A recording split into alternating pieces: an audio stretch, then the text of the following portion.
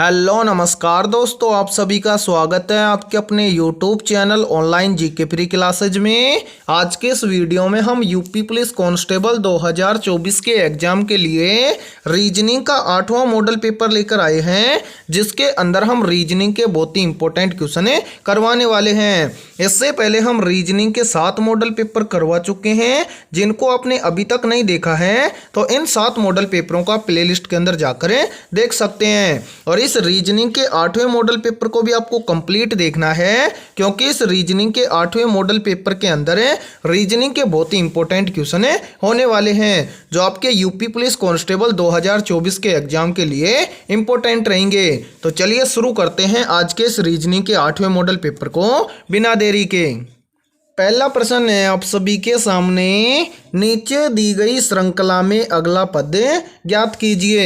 यानी कि सीरीज से संबंधित प्रश्न दिया गया है और आपसे पूछा गया है कि इस प्रश्न चिन्ह के स्थान पर कौन सी संख्या आएगी। तो कैसे फाइंड आउट करेंगे? तो सीरीज से संबंधित प्रश्नों को बहुत ही आसान तरीके से हमें सोल्व कर सकते हैं। कैसे? जैसे हमें सीरीज दी गई है तो सीरीज को ध्यान से देखेंगे कि सीरीज में हमें क्या दिया गया है। जैसे यहाँ पर देखेंगे, देखो दिया गया है 3, 3 के बाद में 6, 6 के बाद में 11, 11 के बाद में 18, 18 के बाद में 27 और 27 के बाद में हमसे पूछा गया है कि प्रश्न चिन्ह के स्थान पर क्या भरा जाएगा। तो सोल्व कैसे करना है? सबसे पहले तो यहाँ पर हम क्या करेंगे, देखो इसके अंदर क्या लॉजिक लगेगा। तो यहाँ पर क्या है 3, 3 से क्या हुआ है 6। तो यहाँ पर हम देखेंगे 3 और 6 के बीच में कितने का अंतर है। तो यहाँ पर देखिए 3 और 6 के बीच में कितने का अंतर है, 3 का। इसी प्रकार से देखिए 6 और 11 के बीच में अंतर देखेंगे तो यहाँ पर देखिए 6 और 11 के बीच में कितने का अंतर होगा, तो 6 और 11 के बीच में होगा 5 का अंतर। अब इसी प्रकार से देखो 11 और 18 के बीच में कितने का अंतर होगा, तो यहाँ पर देखिए 11 और 18 के बीच में है 7 का अंतर। अब इसी प्रकार से यहाँ पर देखो 18 और 27 के बीच में कितने का अंतर है, तो यहाँ पर देखिए 18 और 27 के बीच में है 9 का अंतर। यानी कि सीरीज में देखो क्या हुआ है, पहले यहाँ पर कितने का अंतर है 3 का, फिर कितने का है 5 का, फिर है 7 का, 7 के बाद में कितने का है 9 का। तो यहाँ पर देखो क्या हुआ है, यहाँ पर देखो 3 से 5, तो यहाँ पर क्या हुआ है +2, फिर क्या हुआ है 5 से 2, तो यहाँ पर भी कितना हुआ है +2। तो यहाँ पर देखो 7 से क्या हुआ है +2, तो कितना हो गया 9। तो अब क्या करेंगे, 9 के अंदर +2 करेंगे तो कितना हो जाएगा 11, और 11 और 27 को आपस में ऐड करेंगे तो कितना हो जाएगा, तो यहाँ पर देखो 11 और 27 को आपस में ऐड करेंगे तो हो जाएगा 38। यानी कि इस प्रश्न चिन्ह के स्थान पर भरा जाएगा 38। अब आपको देखना है कि 38 किसी ऑप्शन में दिया गया है क्या, तो ये दिया गया है ऑप्शन सी के अंदर, तो ऑप्शन सी हो जाएगा करेक्ट आंसर। तो उम्मीद करता हूं कि ये प्रश्न आपको अच्छे से क्लियर हो गया होगा। नहीं समझ में आए तो देखो इसको दोबारा से देखते हैं कैसे सोल्व हुआ है ये। यहाँ पर देखो पहले क्या हुआ है 3 से 6, तो यहाँ पर देखिए 3 के अंदर यदि +3 कर देंगे तो कितना हो जाएगा 6। अब इसी प्रकार से देखो 6 से क्या हुआ है 11, तो यहाँ पर देखो 6 के अंदर +5 कर देंगे तो कितना हो जाएगा 11। अब इसी प्रकार से देखो 11 से हुआ है 18, तो यहाँ पर देखो 11 के अंदर हम प्लस कितना कर देंगे 7, तो क्या हो जाएगा 18। अब यहाँ पर देखो 18 से क्या हुआ है 27, तो यहाँ पर देखो 18 के अंदर और 27 में कितना, यानी कि 18 में कितना जोड़े कि 27 हो जाए, तो 18 में यदि हम +9 कर दें तो कितना हो जाएगा 27।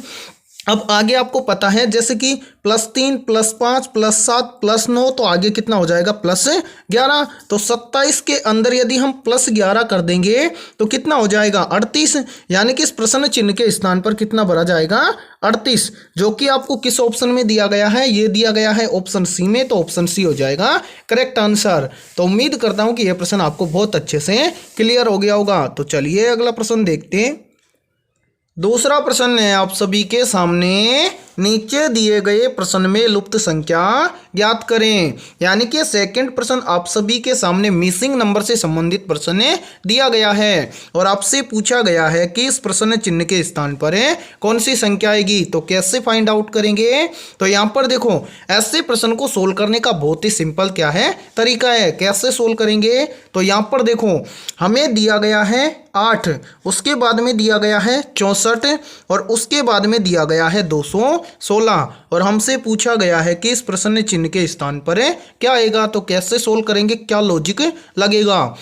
तो सबसे पहले यहाँ पर देखो कि यहाँ पर 8 है, कैसे आएगा। तो क्या करेंगे, यहाँ पर देखो यदि हम क्या कर दें, 2 का क्या कर दें, क्यूब कर दें, तो 2 का क्यूब कितना होता है 8। अब इसी प्रकार से यहाँ पर देखो यानी कि 8 के बाद में 64 कैसे आएगा। तो क्या करेंगे, यहाँ पर देखो यदि हम 4 का क्यूब कर दें तो कितना हो जाएगा 64।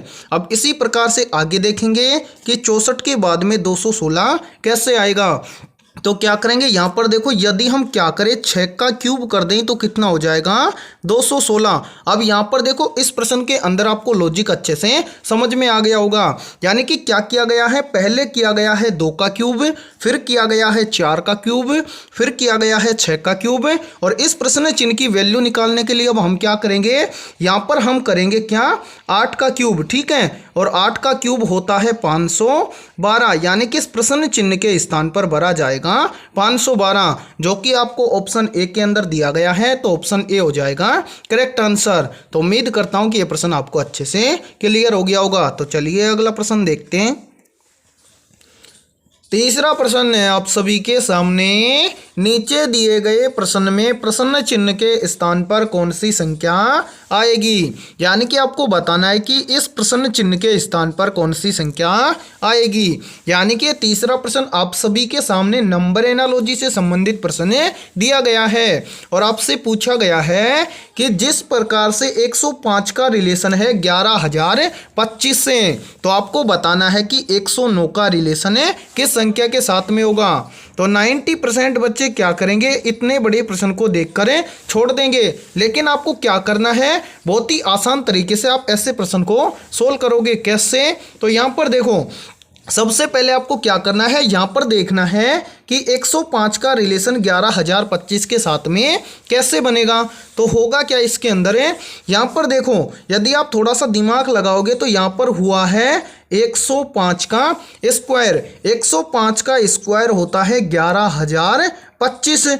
अब इतना ही करना था आपको 109 के अंदर, यानी कि करना क्या था, यहाँ पर आपको करना था 109 का स्क्वायर। 109 का स्क्वायर होता है 11,881, ठीक है। और यहाँ पर यानी कि जिस प्रकार से 105 को लिखा गया है 11,025, उसी प्रकार से 109 को लिखा जाएगा 11,881। तो करेक्ट आंसर हो जाएगा सभी का ऑप्शन है ए। तो उम्मीद करता हूं कि ये तीसरा प्रश्न भी आपको अच्छे से क्लियर हो गया होगा। तो चलिए अगला प्रश्न देखते हैं। चौथा प्रश्न है आप सभी के सामने, नीचे दी गई आकृति में कुल कितने त्रिभुज हैं। यानी कि यहाँ पर आप सभी के सामने एक आकृति दी गई है और आपसे पूछा गया है कि इस आकृति के अंदर कुल त्रिभुज कितने हैं। तो कैसे ज्ञात करेंगे आप, यानी कि क्या शॉर्ट ट्रिक लगाएं कि ऐसी आकृति को आप देखकर फटाफट से बता पाएं कि इस आकृति के अंदर टोटल कितने त्रिभुज हैं। तो यहाँ पर देखिए आपको इस प्रश्न को समझने में टाइम लगेगा। जब आप इस प्रश्न को देखोगे तो बहुत आसानी से सोल्व करोगे। कैसे, सबसे पहले समझो, यहां पर देखो एक ऐसी आकृति आपको देखने को मिल रही होगी इस आकृति के अंदर है, यानी कि इस वाली आकृति के अंदर आपको कुछ ऐसी आकृति देखने को मिल रही होगी। तो सबसे पहले तो समझो कि इस आकृति के अंदर कुल कितने त्रिभुज हैं।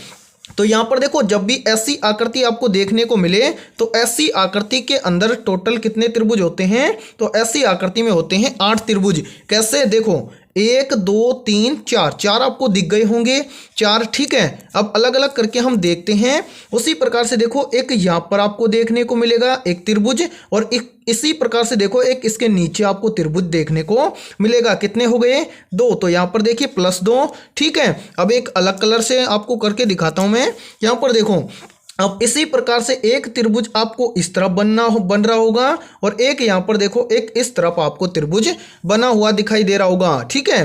तो 2 इसके अंदर और ऐड कर दो तो टोटल कितने हो गए 8। यानी कि जब भी आपको ऐसी आकृति देखने को मिले तो ऐसी आकृति के अंदर टोटल कितने त्रिभुज होंगे, 8 त्रिभुज होंगे, ठीक है। अब हमें ज्ञात करना है इस वाली आकृति के अंदर, ठीक है। कैसे, तो सबसे पहले देखो ऐसी आकृति इस आकृति में कितनी दिखाई दे रही है 2। कैसे, यहां पर देखो एक तो यहां पर आपको इधर दिखाई दे रही होगी, ठीक है। यहां पर ये वाली देखो ऐसी आकृति दिख रही है, ये वाली। अब इस आकृति के अंदर कितने त्रिभुज हैं, तो इस वाली आकृति में है टोटल 8 त्रिभुज। अब यहाँ पर देखिए एक इसी प्रकार से एक आकृति आपको इधर दिखाई दे रही होगी, ठीक है। अब इस वाली आकृति में भी कितने त्रिभुज हो जाएंगे, टोटल 8 त्रिभुज, ठीक है। तो 8 और 8 को आप ऐड करोगे तो कितने हो जाएंगे, 16, ठीक है। अब ध्यान से देखो, यानी कि 16 त्रिभुज। आगे भी आपको देखना है, यदि ऐसी सिंगल आकृति यदि आपको 2 बार दी होती तो उसके अंदर टोटल त्रिभुज होते हैं 16, लेकिन यहाँ पर ध्यान से देखो, एक बार मैं इसको रब करता हूँ यहाँ से।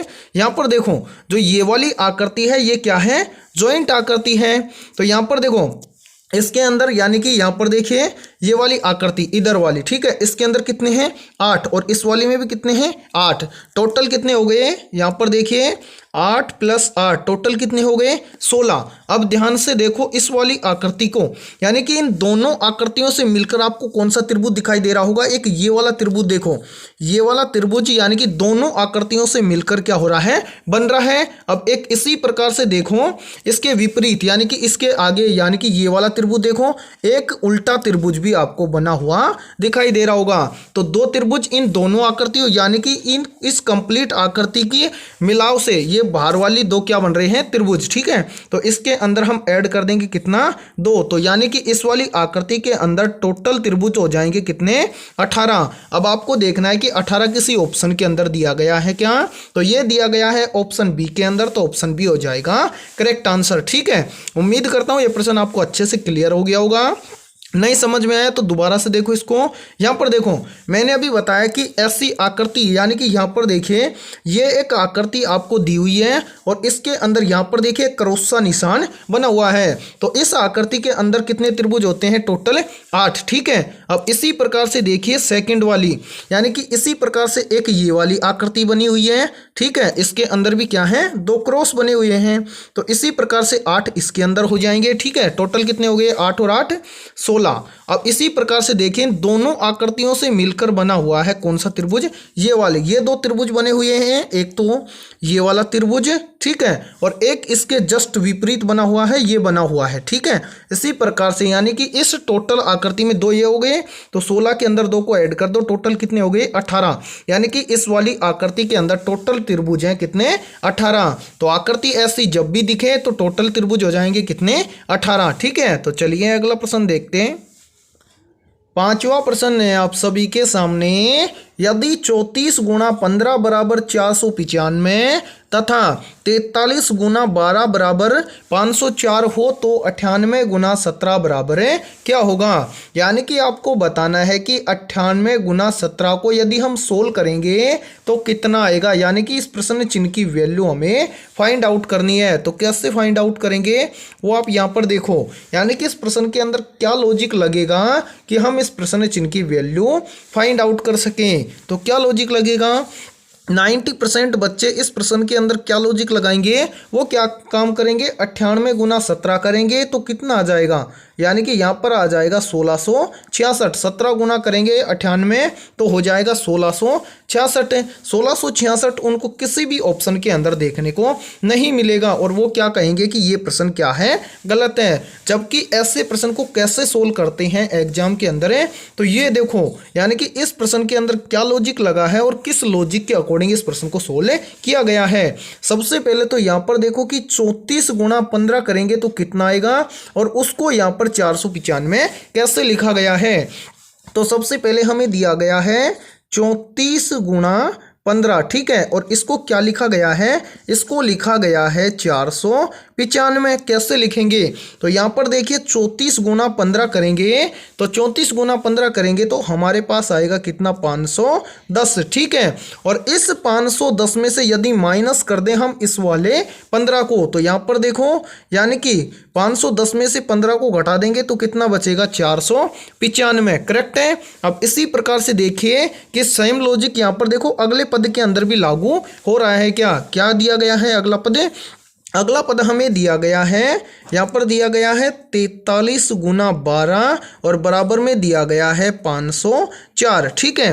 तब आपको क्या करना है, 43 गुना में 12 करना है। तो 43 गुना में 12 करेंगे तो कितना आ जाएगा, तो यहाँ पर हमारे पास आ जाएगा 516, ठीक है। और इस 516 में से हमें माइनस करना है ये वाला 12, ठीक है। तो 516 में से यदि हम 12 को घटा देंगे तो कितना बचेगा, 504। अब यही सेम लॉजिक लॉजिक लगाएंगे किसके अंदर, 98 और 17 के अंदर। तो क्या करेंगे यहाँ पर देखो, हम क्या करेंगे 98 गुना करेंगे 17, ठीक है। तो 98 गुना 17 यदि हम करेंगे तो हमारे पास कितना आएगा 1666। और इस 1666 में से क्या करना है, इस वाले 17 को घटाना है। तो यहाँ पर देखिए 1666 में से इस 17 को यदि हम क्या करेंगे घटा देंगे तो यहाँ पर हमारे पास बच जाएगा कितना 1649। अब हमें देखना है कि 1649 हमें किसी ऑप्शन के अंदर दिया गया है क्या। तो यहाँ पर देखो ध्यान से 1649 हमें दिया गया है ऑप्शन डी के अंदर, तो ऑप्शन डी हो जाएगा करेक्ट आंसर। तो उम्मीद करता हूँ कि ये प्रश्न भी आपको अच्छे से क्लियर हो गया होगा। यानी कि इस प्रश्न के अंदर क्या किया गया है, यानी कि यहाँ पर देखो पहली यानी कि ये वाला दिया गया है 34 गुना 15। तो क्या किया गया है 34 गुना 15 करके जो संख्या आई उसमें से इस वाले 15 को क्या कर दिया, घटा दिया। इसी प्रकार से देखो आगे दिया गया था 43 गुना 12। तो 43 गुना 12 किया, जो संख्या आई उसमें से इस वाले 12 को घटा दिया। यही सेम लॉजिक क्या करना था, हमें लगाना था। यानी कि यहाँ पर हमें दिया गया था 98 गुना 17, तो हमें करना था 98 गुना 17 और जो संख्या आई उसमें से इस 17 को घटाना था। यही सेम लॉजिक लगाया और हमारा आ गया करेक्ट आंसर। तो उम्मीद करता हूँ ये प्रश्न आपको अच्छे से क्लियर हो गया होगा। और यदि ये वीडियो आपको पसंद आई है तो इस वीडियो को जल्दी से लाइक कर दो, और अभी तक आपने इस चैनल को सब्सक्राइब नहीं किया है तो चैनल को कर लो सब्सक्राइब और बेल आइकन को प्रेस करना, ताकि आने वाली नई वीडियो का नोटिफिकेशन भी सबसे पहले आपको देखने को मिले। और आपके जितने भी दोस्त यूपी पुलिस कांस्टेबल 2024 की तैयारी करते हैं तो उनके पास भी इस वीडियो को ज़्यादा से ज़्यादा शेयर करें। तो फिर मिलते हैं ऐसे ही इंपॉर्टेंट क्वेश्चनों के साथ सुबह 8 बजे।